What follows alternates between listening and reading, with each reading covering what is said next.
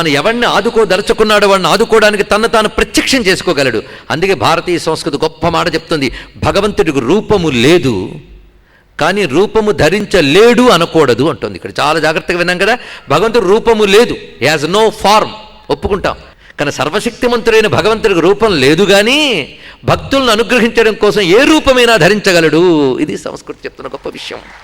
ఒక చిన్న స్తోత్రంలో మాట చెప్తాడండి, బ్రహ్మజ్యోతిస్వరూపంచ భక్తానుగ్రహ విగ్రహం. ఎంత అందమైన మాట. భగవంతుడు ఒక బ్రహ్మజ్యోతి, జ్యోతిస్వరూపుడు అన్నారు. జ్యోతి అంటే దీపం అని కాదు అర్థం, జ్యోతి అంటే కాంతి, చైతన్యం, ప్రకాశం. ఎంత ప్రకాశం అది! బ్రహ్మ, ప్రపంచమంతా వ్యాపించిపోయి ఉన్నాడు భగవంతుడు, అవునా లేదా? అది భారతీయ సంస్కృతిలో ఉన్న గొప్పతనం. ఇక్కడ ఆ వ్యాపించిపోయిన మహా చైతన్యం ఎంతుంది ప్రపంచం? ఇంత, అంత, అంత, అనంతం. అనంతం అన్న దానికి బ్రహ్మ అని అర్థం. బ్రహ్మ అంటే ది బిగ్గెస్ట్. పదానికి అర్థం తెలుసుకుంటే సైన్స్ తెలుస్తుంది చూడండి ఇక్కడ. అందుకే నామరూపాలతో ఆగిపోతే మతం, వాటి అర్థం తెలుసుకుంటే ఆధ్యాత్మికం. ఇది తెలుసుకోండి ఇక్కడ. వాటి అర్థం తెలిస్తే ఇట్స్ యూనివర్సల్. వాటి అర్థం యూనివర్సల్. విష్ణువు అంటే హిందువులు దేవుడు, కానీ విష్ణువుకి అర్థం ఏమిటి? సర్వవ్యాపకుడు. ఇప్పుడు చెప్పండి, అర్థం తెలిస్తే ఫిలాసఫీ, అర్థం తెలియకపోతే రిలీజియన్, అవునా లేదు? ఇక్కడ హిందూ మతానికి అర్థమే ఫిలాసఫీ. మీరు ఆలోచించండి, ఎంత అద్భుతమైన విషయం చెప్తున్నాడు ఇక్కడ. ఇలాగా బ్రహ్మజ్యోతి అంటే విశ్వమంతా వ్యాపించబడిన ఒక మహా చైతన్యము భగవంతుడు. బ్రహ్మజ్యోతి స్వరూపంచ భక్త అనుగ్రహ విగ్రహం. భక్తులను అనుగ్రహించడానికి విగ్రహం ధరించాడు. చాలా స్పష్టమైన నిర్వచనాలు. ఉపాసకానాం కార్యార్థం బ్రహ్మణో రూపకల్పన. ఒకటే మాట. ఉపాసించే వాడి కోసం ఒకే భగవంతుడు అనేక రూపాలు ధరించాడు. ఎందుకంటే నూతిలో నీళ్లున్నాయి, మీరు చేదతో తోడుతూ ఉన్నప్పుడు ఆ చేద ఏ ఆకారంలో ఉందో నీరు ఆ ఆకారంలో వస్తుంది, అవునా లేదండి? చేద స్క్వేర్గా ఉంటే అది కూడా, నీరు కూడా స్క్వేర్గా వస్తుంది. ఆ బకెట్ గుండ్రంగా ఉంటే నీరు కూడా గుండ్రంగా ఉంటుంది. ఇప్పుడు గుండ్రటి నీరు, నలచదరముల నీరు ఎక్కడైనా ఉందా? లేదు, ఉంది. అలా చూస్తే, దాంతో చూస్తే నువ్వు అనుకో గుండ్రపుట్టి నీరు అనుకో, తప్పేముంది? ఇక్కడ బకెట్ ఆకారం దానికి అంటగట్టావు. అందుకే భాగవతంలో సుఖమహర్షి గొప్ప అద్భుతమైన ఉపమానం చెప్తాడు ఇక్కడ. ఒకే విష్ణువు అనేక రూపాలు ధరించి ప్రపంచాన్ని నడుపుతున్నాడు. ఎందుకంటే ప్రపంచాన్ని నడపడం కోసం ఒక సరస్సు నుంచి పొలాలకు కాలువలు తవ్వేటండి. అంత అందమైన మాట చెప్పాడు చూడండి. కాలువలు తవ్వారు, ఒక సరస్సు నుంచి పొలాలకు కాలువలు తవ్వారు. ఎందుకు ఇన్ని కాలువలు? మన తిండి తినడం కోసం, అన్ని పొలాలు పండించడం కోసం. ఇప్పుడు ఇన్ని కాలువలు సరస్సుకు అవసరమా, పొలాలకు అవసరమా? పొలాలకు అవసరం కదా. పొలాలకు అవసరమైనప్పుడు సరస్సు ఇన్ని కాలువలుగా వచ్చింది. ఒక కాలువ పొడవు కాలువ, ఒక కాలువ పొట్టి కాలువ, ఒక కాలువ వంకర, ఒక కాలువ టింకర. అందులో నీళ్లు ప్రవహిస్తున్నాయి. ఒకటి వంకర నీరు, ఒకటి టింకర నీరు, ఒకటి పొడవ నీరు, ఒకటి పొట్టి నీరు, అవును కదా? కాదా? అలా చూస్తే అంతే, కరెక్టే. కానీ ఈ పొడవు, వంకర, పెద్ద, చిన్న అనేది కాలువ పరిమాణం బట్టి నీటికి పరిమాణం ఏర్పడింది. కనుక నువ్వు ఆ కాలువ రూపంలో చూస్తున్నప్పుడు నీటిని అలా అనుకో, తప్పేమీ లేదు.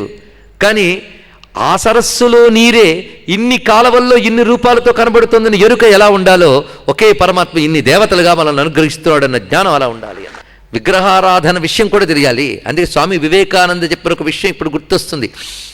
విగ్రహమే దేవుడు కాదు, విగ్రహంలో దేవుడు అన్నాడు. ఎంత అందమైన విషయం చెప్పాడు ఇక్కడ. అంటే హిందువు ఎవడు కూడా నీ దేవుడు ఎవడయ్యా అంటే విగ్రహంలో ఉన్నాడని చెప్పడు. హిందువుల పసివాడు కూడా చెప్తాడు, పరమాత్మ భగవంతుడు లోకమంతా ప్రపంచమంతా నిండి ఉన్నాడని చెప్తాడు. దాన్ని ఒక విగ్రహంలో ఆరాధించాం, తప్పేమున్నదండి? ఇక్కడ ఒక కడవలో గంగా అనేది నీళ్లు తీసుకొచ్చావు అంతే, ఇక్కడ నువ్వు తాగడానికి, అంతే కదా. ఏమిటి ఆ కడవలు అంటే గంగాజలం అన్నట్ట. ఓహో, గంగ అంటే ఇంతేనా అన్నాడు వీడు, ఎప్పుడు గంగ చూడలేదు కనుక. ఏ శిఖామణి అంటే మూర్ఖ శిఖామణి, గంగ ఇంత కాదురా, మరి నువ్వే గంగాజలం అన్నావు. అంతో గంగాజలంలో నాకింత తెచ్చుకోగలిగాను కనుక ఇంత తెచ్చానయ్యా అన్నాడు ఇక్కడ. అదేవిధంగా ఉపాసకానాం కార్యార్థం, ఉపాసించేవాడి భావానికి అనుగుణంగా భగవంతుడు ఎన్నో రూపాలు ధరిస్తాడు. అయితే ఈ భావాలు, ఊహలు మనం కల్పించుకున్నవి కావు. ఒకే భగవంతుడు ఋషులకు అనేక రూపాలుగా దర్శనమిచ్చాడు. ఏకం సత్ విప్రా బహుదా వదంతని అందరూ మాట్లాడతారు. హిందూ ధర్మంలో బేసిక్ వాక్యం. ఒకే సత్య వస్తువు ఉంది, దాన్ని విప్రులు అనేక రకంగా అంటారన్నాడు. మీరు నేను కాదు, విప్రులుట. విప్రులంటే ఎవరు? ఒకే సత్యాన్ని అనేక రకాలుగా దర్శించగలిగే శక్తి ఉండదు వాళ్ళకి. ఈ సమయంలో ఇందరు దేవుళ్ళు ఎందుకు అనే దానికి ఎవరి మాటలు వాళ్ళు చెప్పారే కానీ ఒక పాశ్చాత్యుడు చెప్పిన సమాధానం నాకు చాలా నచ్చింది, అది మీతో పంచుకుంటున్నాను. ఇంతమంది దేవుళ్ళు ఎందుకు అని ప్రశ్నిస్తే మన వాళ్ళు ఏమంటారంటే ఎవడి ఇష్టం కోసం వాడికి వచ్చారండి భగవంతుని రూపాలని. కాదు, ఇక్కడ గుర్తుపెట్టుకోవాలి ఏంటంటే ఇంతమంది దేవుళ్ళు హిందూ మతంలో ఉన్నారు అని చాలామంది అంటూ ఉంటారు, కానీ ఇంతమంది దేవుళ్ళు హిందూ మతంలో లేరు. ఇంతమంది దేవుళ్ళు ఈ విశ్వంలో ఉన్నారు, వాళ్ళని హిందువులు తెలుసుకున్నారు. ఇది తెలుసుకుంటారు. వాడే ఎవ్వని చే జనించు జగము ఎవ్వని లోపల ఉండు లీనమై ఎవ్వని యందుడిందు పరమేశ్వరుడెవ్వడు మూల కారణం ఎవ్వడనాది మధ్యలయుడెవ్వడు. ఎంత సమన్వయం చూపించారండి ఇక్కడ. ఈ మాట ఉపనిషన్మాత ఎప్పుడో చెప్పింది. యతోవా ఇమాని భూతాని జాయంతే ఏన జాతాని జీవంతి యత్ ప్రయత్యభిసంవిశంతి అని. ఇక్కడ ఎవరి నుంచి ఈ సృష్టి కలిగిందో, ఎవరి వల్ల పెరిగిందో, చివరికి ఎవరిలో లయమైందో ఈశ్వరుడు వాడే. అద్భుతమైన మాట డాక్టర్ డేవిడ్ ఫ్రాలే అనేటువంటి ఆయన అద్భుతమైన మాట చెప్పాడు. చూడండి ఇక్కడ, మంచు మంచు తెలుసు కదా మీకు. ఈ మంచు మనందరికి ఒకేలా కనబడుతుంది, తెల్లగా చల్లగా అంతే. కానీ ఎస్కిమోస్ అని ఉంటారు, వీళ్ళు ధ్రువ ప్రాంతాల దగ్గర ఉంటూ ఉంటారు. వాళ్ళు బ్రతుకంతా మంచే, వాళ్ళు మంచుతో బ్రతుకుతారు. వాళ్ళు మంచు అంతా ఒకటే అంటే ఒప్పుకోరండి. మంచులో 48 వెరైటీస్ ఉన్నాయట, 48 రకాలు ఉన్నాయి మంచులో అన్నారు. అయితే సామాన్యులకు మంచు అంతా ఒకటే, కానీ మంచులో 48 రకాలు ఉన్నాయి, ఇన్ని భేదాలు ఉన్నాయని చెప్పగలిగేది ఎవరు? ఎందువల్ల చెప్పగలిగారు? మంచుతో ఇంటిమసీ వల్ల, సాన్నిహిత్యం వల్ల ఆ మాట చెప్పారు. కనుక ఎవరికైతే సాన్నిహిత్యం ఎక్కువ ఉంటుందో వాళ్ళకి దానిలో ఉన్నటువంటి అనేక కోణాలు బయటపడతాయి. అందుకు మంచుతో సాన్నిహిత్యం వల్ల మంచులో ఎన్ని రకాలు ఉన్నాయో ఎస్కిమోస్ చెప్పగలిగారు. పరమేశ్వరుడితో భగవంతుడితో సాన్నిహిత్యం వల్ల హిందూ ఋషులు భగవంతుడి యొక్క అనేక రూపాలను ఆవిష్కరించగలిగారు. వాడే ఎవ్వని చే జనించు జగము ఎవ్వని లోపల ఉండు లీనమై ఎవ్వని యందుడిందు పరమేశ్వరుడెవ్వడు మూల కారణం ఎవ్వడనాది మధ్యలయుడెవ్వడు. ఎంత సమన్వయం చూపించారండి ఇక్కడ. ఎంత చక్కటి డెఫినిషన్ అండి. కలిగింది అంటే సృష్టి చేయడం బ్రహ్మ, పెరిగింది అంటే స్థితి విష్ణువు, లయం చేయడం రుద్రుడు. ఈ ముగ్గురు ఎవడో ఆ ఈశ్వరుడికి నమస్కారము అంటే ముగ్గురు వేరు వేరు కాదు, ముగ్గురు కలిపి ఒక్కడు అనే స్పృహ ఆ పద్యంలోనే పోతన గారు ఇచ్చారు. అంతకుముందు ఉపనిషత్తు చెప్పింది. కనుక ముగ్గురులో ఒకడు కాదు, ముగ్గురు ఒక్కడు. ఇది తెలుసుకోండి. ఇక్కడ అయినటువంటి ఒక ఈశ్వరుడు ఉన్నాడు. ఆ ఈశ్వరుడు అనేక దేవతలతో ఈ పని చేస్తున్నాడు. ఆ దేవతల ఎవరి మధ్యలో? ఇది పెద్ద ప్రశ్న కదా. ఇప్పుడు పరమాత్మ అర్థమైపోయాడు, పరమేశ్వరుడు అర్థమైపోయాడు. పరమేశ్వరుడు వచ్చేటప్పటికే పనులు పడ్డాయి, పరమాత్మకి ఏ పని లేదు. పరమాత్మ సృష్టి స్థితిలో పని పెట్టుకుంటే ఈశ్వరుడు అయిపోయాడు, అంతే కదా. అప్పుడు ఈశ్వరుడు అయినప్పుడు ఆయన పని ఏమిటి? సృష్టి స్థితి లయ. చెప్పడానికి 3 కానీ చేయడానికి ఎన్నండి. ఇక్కడ స్థితి చేయాలంటే ఎన్ని ఉండాలి? పంచభూతాలు ఉండాలి, వాటి నిర్వహణ ఉండాలి. అబ్బా బోల్డ్ పనులు. ఇన్ని పనులు చేసేటప్పుడు ఆయన ఏమయ్యాడంటే ఒక్క ఈశ్వరుడు ఎందరో దేవతలయ్యాడు. ఇది చూడండి ఇక్కడ ఎంత అందమైన మాట చెప్పారు. ఎలా అయ్యాడంటే చిన్న ఉదాహరణ. నేను చెప్తున్నవన్నీ వేదాల్లో ఉన్నవే చెప్తున్నాం, కానీ ప్రతిదానికి మంత్రం చదివి చెప్పట్లేదు, అర్థం చెప్తున్నా. ఇక్కడ వేదం ఎంత లాజికల్గా, ఎంత సైంటిఫిక్గా, ఎంత ఫిలసాఫికల్గా, ఎంత రీజనింగ్గా అందించిందో ఆలోచించండి ఇక్కడ. కానీ ఈశ్వరుడి తర్వాత దేవతలు. దేవతలు అంటే ఏమిటో చెప్తోంది వేదం, చెప్తోంది చూడండి. ఒక మనిషికి ఇంద్రియాలు ఎలాంటివో ఈశ్వరుడికి దేవతలు అలాగా. ఒకటే ఉదాహరణ. ఎంత అద్భుతమైన మాట చెప్పండి ఇక్కడ. అంటే నేను ఎవరికి వాడు అనుకోండి, నేనున్నా, ఇంత దూరం వచ్చి నా గురించి అని చెప్పేది ఎవరికి వాళ్ళు. నేను చూశాను, నేను విన్నాను, నేను తిన్నాను, నేను నడిచాను, అన్నీ ఎవరు చేశారు? నేను కదా. కానీ మీరు బాగా చూడండి, ఈ నేను తిన్నాను, నేను విన్నాను, నేను చూశాను ఒక్కదాంతో చేయలేదు. నేను విన్నాను చెవితో, నేను తిన్నాను నోటితో, నేను చూశాను కంటితో. అప్పుడు 3 పనులు. ఈ 3 పనులు ఎవరు చేశారు? నేనే. అంటే ఈ 3 నీవే కదా. సంతోషం. కొంచెం షిఫ్ట్ చేయ డ్యూటీని. ఇవాళ వెరైటీగా నేను కంటితో వింటానండి, చెవితో చూస్తాను. నా వల్ల అవుతుందా? లేదు. ఏ ఇంద్రియం పని అదే. కనుక ఏ ఇంద్రియం శక్తి దానుకున్నది. ఇప్పుడు ఏ ఇంద్రియం ఇందులో కావాలి? నాకు అన్నీ కావాలి. ఎందుకు అంత ఆలోచన? ఏ ఇంద్రియం సెలెక్ట్ చేసుకుందామని ఆలోచిస్తున్నారా? అన్ని ఇంద్రియాలు కావాలి కదా. ఇంద్రియాలు లేకపోతే మనం లేవు. కనుకనే చూడాలనుకున్నప్పుడు కన్ను కావాలి, వినాలన్నప్పుడు చెవి కావాలి. మీకు ఉపన్యాసం రాయమన్నారనుకోండి, కన్ను గురించి రాయము అనగానే మీరు అత్యద్భుతమైన ఉపన్యాసం రాయొచ్చు. కన్నుయే సర్వప్రధానము, కన్ను లేకపోతే ఏమీ లేదు. ఎలా ఉంటుందంటే ఉపన్యాసం మీరు వింటూ ఉంటే అబ్బా కన్ను ఒక్కటి ఉంటే చాలా అనిపిస్తుంది, అది వింటున్నంతసేపు. అవునా లేదా? అలాగే ఏ స్పెషలిస్ట్కి ఆ పని చెప్తే ఆ అవయవం గురించి వాడు అంత రాయగలడు కదా. కానీ అక్కడిది విన్నప్పుడు అది ప్రధానం అనిపించవచ్చు, కానీ అది ఒక్కడే తప్ప మిగిలిన పోతే సర్వేంద్రియాణం నయనం ప్రధానం. అయితే కన్ను నుంచి మిగిలి తీసేస్తాను అన్నాడు ఒక ఆయన. ఒప్పుకుంటామండి ఇక్కడ. కానీ నేను ఒక్కడనే కానీ నాకు అనేక ఇంద్రియాలు. ఆ నేనే దర్శన శక్తి, శ్రవణ శక్తి, వాక్శక్తి, ఇన్ని శక్తులుగా ఈ శరీరంలో ఎలా వ్యక్తమవుతున్నాను? దేని ఉనికి దానిదే, దేని ప్రత్యేకత దానిదే, దేని ప్రయోజనం దానిదే. అలాగే ఒకే ఈశ్వరుడు రకరకాల శక్తులతో ప్రపంచాన్ని నడుపుతున్నాడు. అది పరమాత్మ, పరమేశ్వరుడు దేవతలు, జీవులు. ఇది తెలుసుకోండి. ఇక్కడ ఈ నడుస్తున్న చక్రం అంతా ఇంతే. కనుక పరమేశ్వరుడు దేవతలతో నడుపుతున్నాడు కదా. ఇప్పుడు ఏ దేవతనైనా నమస్కరించినప్పుడు పరమేశ్వరుడికి వెళ్ళిపోతుంది. అది తెలుసుకోవాలి. ఒక సంగీత విద్వాంసుడు అద్భుతంగా గానం చేశాడు, సన్మానం చేయాలనుకున్నారు మీరు భక్తితో. భుజానికి సాలువా కప్పుతారు, లేదా కాళ్ళకి పడి దండం పెడతారు. అంతేగాని ఎంత బాగా పాడారండి అని గొంతు పట్టుకో. అవునా లేదా అండి? ఇక్కడ వాడికి ఆనందంగా కరచాలనమే చేస్తాం కానీ గొంతు చాలనం చెయ్యం. పాడింది గొంతైనా అభినందన కాలికి, కానీ కాలికి కాదు, గొంతుకి కాదు, వాడికి. అర్థమైంది కదా. అలాగే ఏ దేవతను గౌరవించినా చేరేది ఒకటే ఈశ్వరుడికి. అంతేగాని ఏమండి మీ గొంతు బాగుంది కానీ మొహం చండాలంగా ఉందండి అంటే వాడు అసలు మెచ్చుకుంటాడా, ఆనందిస్తాడా చెప్పండి ఇక్కడ.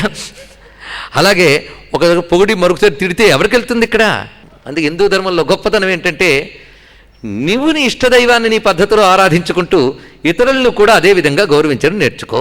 ఇది చక్కటి సహజీవనం.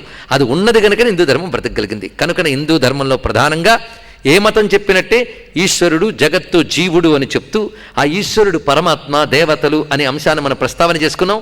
ఇప్పుడు పురాణములు చెప్పిన దేవతలు ఎక్కడ లేరో చెప్పండి. ఇంద్రుడు ఏ మతం దేవుడైనా తూర్పు దిక్కుకు అధిపతి కదా. యముడు దక్షిణ దిక్కుకు అధిపతి, తెలుసు కదా. దిక్కులు ఉన్నాయి మనకు, అవునా లేదా చెప్పండి. దిక్కులు ఉన్నాయి, ఒక్కొక్క దిక్కుకొక్క శక్తి ఉన్నది. ఇది తెలుసుకోవాలి. ఇంద్రుడు, వరుణుడు, యముడు దిగ్దేవతలు. అంటే ప్రకృతిలో నీకు కనబడుతున్న ఒకానొక శక్తి. ప్రకృతి నీకంటే శక్తివంతమైనది. అంటే నిన్ను కంట్రోల్లో పెడుతుంది ప్రకృతి. అంటే ప్రకృతిలో కనబడే ప్రతి శక్తి పరమేశ్వరుడిదే.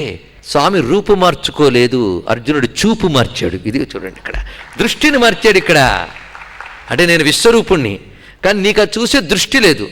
నీ కళ్ళు ప్రపంచాన్ని చూడడం కోసం సృష్టించాను కనుక నీకు నేను అలాగే కనబడుతున్నాను. నా అసలు స్వరూపానికి తెలియాలంటే దృష్టి మారుస్తున్నాను అన్నాడు. ఇక్కడ అసలు దృష్టి ఇచ్చాడు, యోగ దృష్టి. దివ్యం దదామితే చక్షు, ఇస్తున్నాను చూడని విశ్వరూపం చూపించాడు.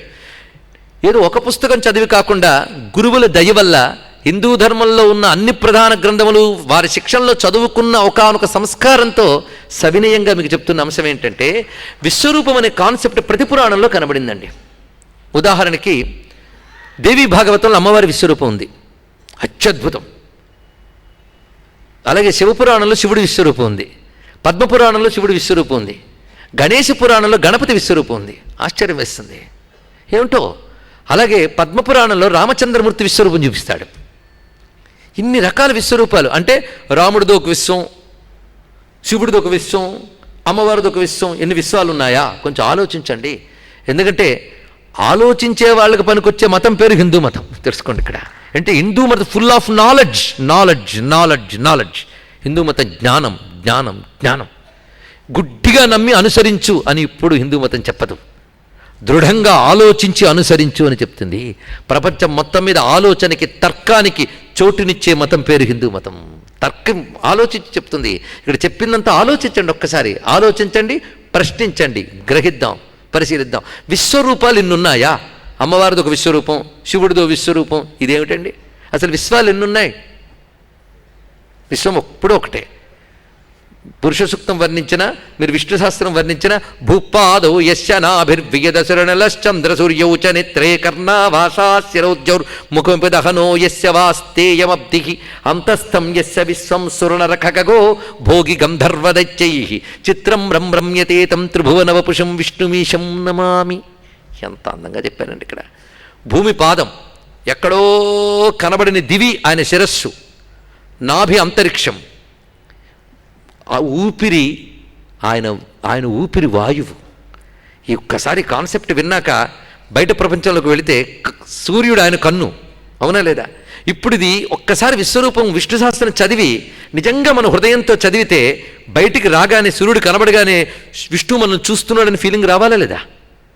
అలాగే గాలి ఆయన ఊపిరి అన్నాక మన గాలి తగలకుండా ఉందా చెప్పండి? ఇక్కడ గాలి తగులుతుంది అంటే మన విష్ణువుకి ఎంత దగ్గర ఉన్నామంటే నువ్వు ఊపిరి తగులుతున్నది దగ్గరగా ఉన్నామని ఫీల్ రాదు. అలా అడుగడుగున భగవంతుడిని అనుభవించడానికి అవకాశం ఇస్తోంది విశ్వరూపం అనే కాన్సెప్ట్. చూడండి ఇక్కడ విశ్వాన్నంతటి పరమాత్మగా చూడు అన్నారు ఇక్కడ. దీన్ని బట్టి శివుడికో విశ్వం అంటే శివుడికో సూర్యుడు, శివుడికో భూమి ఉన్నాయా? కాదు, ఉన్నదంతా అదే. ఆ విశ్వరూపాన్ని శివభక్తుడికి విశ్వం శివంగా కనబడుతోంది, విష్ణు భక్తుడికి విశ్వం విష్ణువుగా కనబడుతోంది. నిజానికి మనకున్న ఈశ్వరుడు విశ్వానికి దూరంగా లేడు. విశ్వమే విశ్వేశ్వరుడు, ఆయనే విశ్వరూపుడు, ఆయనే విష్ణువు. ఇదే విష్ణు శాస్త్రం మొత్తం సారాంశం. ఎంత అందమైన మాట చెప్పారు ఇక్కడ. అందుకే మీరు విష్ణు సహస్రం ఒక్కసారి చదవండి జాగ్రత్తగా. చాలామంది స్తోత్రాలు ఫలశ్రుతులు చదివి మురిసిపోతూ ఉంటారు. విశ్వరూపంలో మీకు లేని దేవత లేదు విష్ణు సహస్రంలో. మీరు ఒకసారి చదవండి. ఇప్పుడు చెప్పిన తర్వాత మీరు ఆ లైట్తో చూడండి. ఎందరు దేవతలు కనబడతారో, ఇంద్రుడు, యముడు, వరుణుడు, అందరూ, వాయువు, అగ్ని, రుద్రుడు, రుద్రో బహుశిరా బభ్రుహు, సర్వశర్వశవస్థాణు, ఏమి లేదు చెప్పండి. ఇక్కడ అందరు దేవతలు కనబడతారు. ఇక్కడ ఇందరు దేవతలతో విష్ణు సహస్రం చెప్పడం ఏంటి అంటే అన్ని అవయవాలతో నన్ను గౌరవించినట్టు అందరు దేవతలతో విష్ణువుని చూడడం. కనుక ప్రపంచాన్ని విడివిడి ముక్కలుగా చూడడం కాకుండా అంతా కలిపి ఒకే పరమేశ్వరుడుగా చూడు. ఈ ప్రపంచంలో ఉన్న సర్వశక్తి ఆయన స్వరూపంగా చూడు. అది విశ్వరూపం. అది స్వామి అర్జునుడికి చూపించింది ఒక మిరాకిల్, ఒక మాయో కాదు, ఒక సత్యం. తెలుసుకోండి, it's not a miracle, it's not a wonder, it is a truth, eternal truth. ఒక సత్యం. ఏమిటా సత్యం? విశ్వమంతా నేనే అనే సత్యాన్ని అనుభవానికి తీసుకొచ్చాడు. అదృష్టవశాత్తు విశ్వరూపం అనే కాన్సెప్ట్ ప్రపంచంలో హిందూ మతానికి మాత్రమే ఉన్నది. తెలుసు. అందుకే ఒకే మాట, ఉపాసకానాం కార్యార్థం బ్రహ్మణో రూపకల్పన. ఒక్క మాట ఎంత బాగా చెప్పారని ఇక్కడ. ఉపాసకులను అనుగ్రహించడం కోసం ఒకే పరమాత్మ అనేక రూపాలతో ఉన్నాడు. గురువు దగ్గరికి వెళ్తారు, శ్రీ విద్యా మంత్రం ఉపదేశం పొందుతారు, జపం చేస్తాడు. వాడికి ఆ మంత్రము ద్వారా భగవంతుడు లలితాదేవిగా కనబడుతున్నారు. ఇంకోటి లక్ష్మీ మంత్రం తీసుకుంటాడు, జపం చేస్తాడు, వాడికి ఆ భగవంతుడు ఆ రూపంలో కనబడతాడు. ఎందుకంటే సృష్టి అంతా అనేక భావాలతో ఉంది. ఈ భావాలు మీరు నేను ఏర్పరచలేదు, సృష్టిలో ఉన్నాయి. అవునా లేదా పరిశీలించండి. ఒక విద్య, ఒక ఐశ్వర్యం, ఒక పరాక్రమం, ఇందులో ఏది గొప్పది? ఇందాక చెప్పినట్టే దేని అవసరం వచ్చినప్పుడు అదే గొప్పది. కనుకనే ఒకే పరమేశ్వరుడు మనకి విద్యనిస్తున్నాడు అనగానే ఒక్కసారి అమ్మా అని పిలిస్తే సరస్వతి, కాదయ్యా మనకు ఐశ్వర్యం ఇస్తున్నాడు లక్ష్మి, పరాక్రమిస్తున్నాడు దుర్గా. ఒక్కొక్క భావం. ఇన్ని భావాలు ఎవరివి? ఒకే భగవంతుడివి. ఇది ఎలాంటిది అంటే, ఒక తల్లి పిల్లల్ని పెంచుతుంది. పెంచినప్పుడు ఇక్కడ ఉన్న వాళ్ళందరం తల్లి చేత పెంచబడ్డ వాళ్ళమే కదా. ఆ తల్లి మనల్ని ఎలా పెంచిందో ఒక్కసారి ఆలోచించండి. ఆ తల్లి మనకి అమ్మ ఆకలేస్తోందమ్మా అంటే వెంటనే అన్నం పెడుతుంటుంది. తిండి తినేశాక హోంవర్క్ చేసుకుంటూ ఉంటే అమ్మ నాకు లెక్క అర్థం కాలేదమ్మా అంటే ఆ తల్లి వచ్చే లెక్క చేసి పెడుతుంది.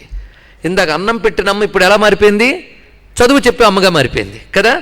మొదట అన్నం పెట్టినప్పుడు మీ అమ్మలో ఏ అమ్మవారిని చూడొచ్చు మీరు? చూసారా? మనకి హిందూ ధర్మం మీద ఎలా అవగాహన చూసారా? అన్నపూర్ణమ్మ కనబడుతుంది. చదువు చెప్పేటప్పుడు మన అమ్మ ఎలా కనబడింది? సరస్వతి మాత. అమ్మ స్కూల్ ఫీజు కట్టాలమ్మా, బ్యాగ్ కొనుక్కోవాలమ్మా. చూసారా? లక్ష్మీదేవి. ఏదో తప్పు చేశారు, కంప్లైంట్ ఇచ్చారు, ఒక్కడ కొట్టింది అమ్మ కాళీ. అరే నీ ఒక్క బతుకు తీర్చిదిద్దడానికి నీ ఒక్క అమ్మే 4 రూపాయలు ధరించాల్సి వచ్చింది. మరి ప్రపంచాన్ని నడపడానికి పరమాత్మ ఎన్ని రూపాయలు ధరించాలో వాళ్ళకి. కనుక ఏ రూపం చూసినా మా స్వామి అని తెలుసుకోవాలి. అదేవిధంగా అన్ని రూపాలు నాకు కావాలి.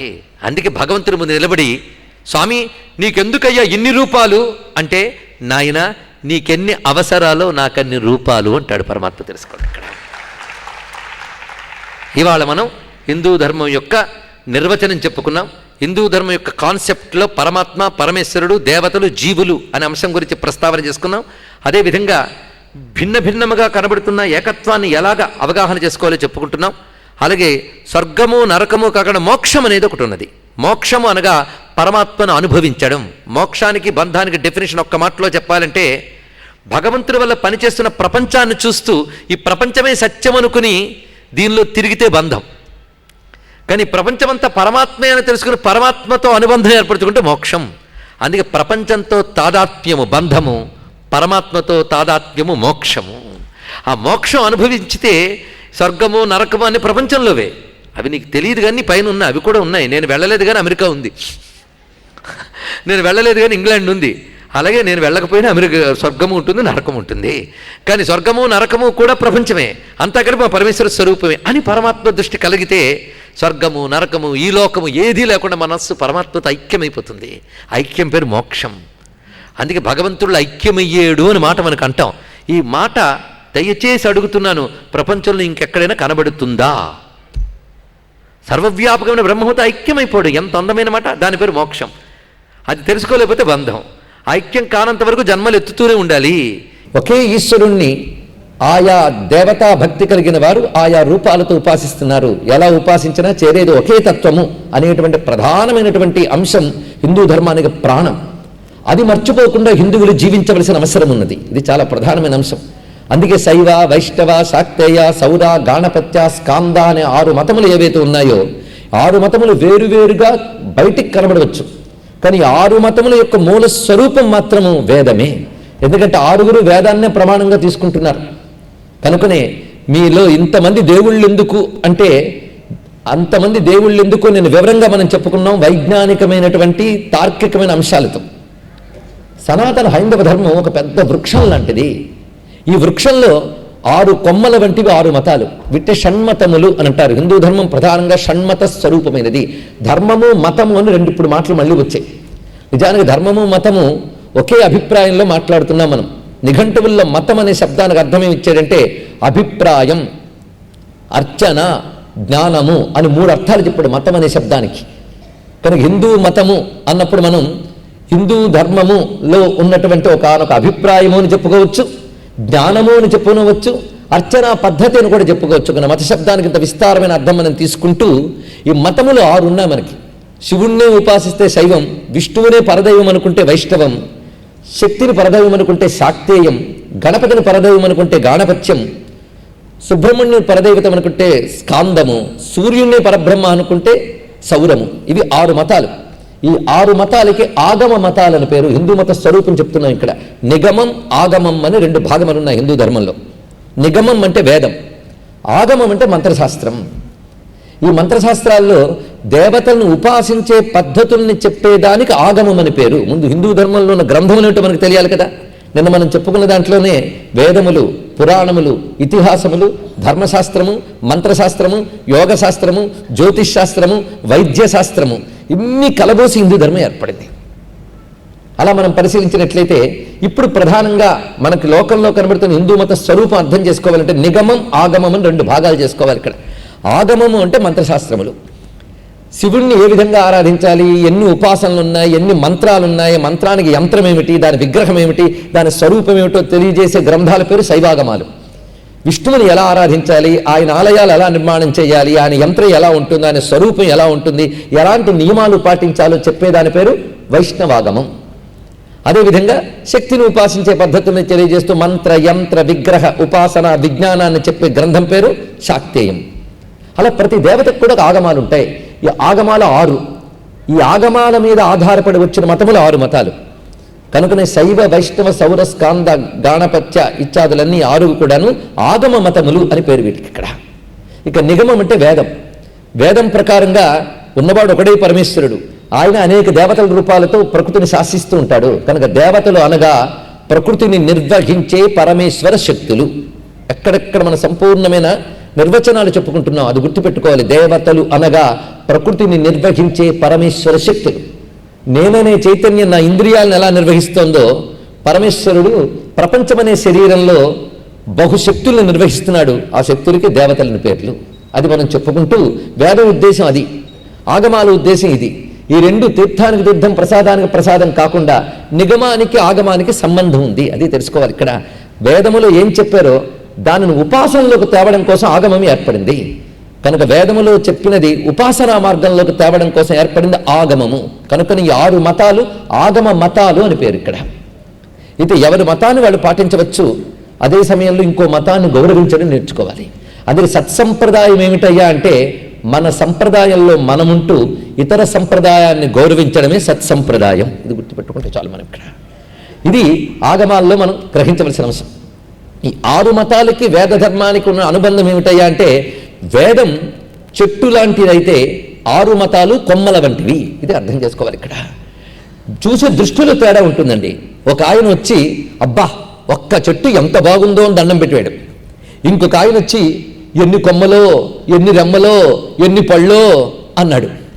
ఇతడి దృష్టిలో ఎన్నో కనబడ్డాయి, అతడి దృష్టిలో ఒక్కటే కనబడింది. ఇప్పుడు ఏది నిజం ఇందులో చెప్పండి? ఒక్క చెట్టును చూసినప్పుడు అబ్బా ఎంత గొప్ప చెట్టు అని దండం పెట్టేప్పుడు ఒక్క చెట్టుగా దర్శించాడు. ఆ చెట్టులోనే కొమ్మలు, రెమ్మలు, పళ్ళు అన్నాడు ఇంకోడు. అంటే రెండో వాడు చూసింది అనేకం, మొదటివాడు చూసింది ఏకం. కానీ నిజానికి అనేకం కలిపి ఏకంగా చూశాడు మొదటివాడు, ఏకంలో అనేకం చూశాడు రెండోవాడు. అదేవిధంగా హిందూ ధర్మంలో అనేకంగా కనబడుతున్న మతాలను మనం చూస్తున్నాం, ఏకంగా ఉన్న పరమాత్మని చూస్తున్నాం. రెండూ కలిపి ఒకటే స్వరూపం. అయితే ఒక ఆయన ఏం చేశాడంటే ఒక్కొక్క కొమ్మ చాలా పెద్దది, నేను ఈ కొమ్మ మీద పళ్ళు మాత్రమే తింటాను అని కూర్చొని తిన్నాడు, చాలా సంతోషం. మరొక ఆయన మరో కొమ్మ ఎక్కాడు. ఇలా ఒకే చెట్టుకున్న 6 కొమ్మల మీద 6 సర్దు కూర్చున్నారు, సంతోషం. ఎవడో నాబోటిగాడు వెళ్ళి ఏం చేశాడంటే కొమ్మకో పండు కోసుకు తిన్నాడు. ఇప్పుడు ఆ ఒక్క కొమ్మ మీద ఉన్నవాడు తిన్నది అదే పండు, 6 కొమ్మలు పంచుకు తిన్నవాడు తినేది అదే పండు. ఆ చెట్టు యొక్క సారం ఆ ఫల రూపంలో లభిస్తుంది. కనుక వేదం అనే చెట్టుకున్న 6 మతాలనే కొమ్మల మీద ఏ పండు తిన్నా దొరికే ఫలం మాత్రం ఒక్కటే. ఇది తెలుసుకోగలిగితే చాలు.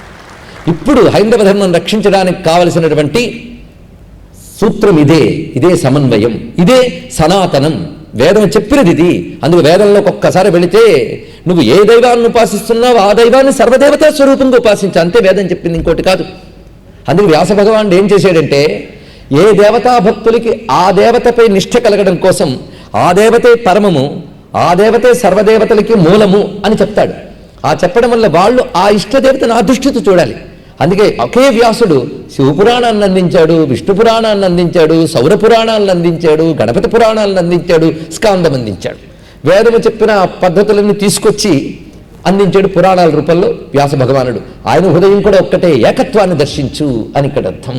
కనుకనే మీరు ఉపాసించే మీ దైవము ఇప్పుడు చెప్పబడ్డ సర్వదేవతాత్మకమైన పరబ్రహ్మమును ఆరాధించు. అప్పుడే హరి అవతారములే అఖిల దేవతలు, ఇతడొకడే సర్వేశ్వరుడు, ఎంత మాత్రమున ఎవ్వరు తలచిన అంత మాత్రమే నువ్వు అన్న అన్నమయ్య హృదయం మనకు అర్థమవుతుంది. ఇది తెలుసుకోవాలి ఇక్కడ.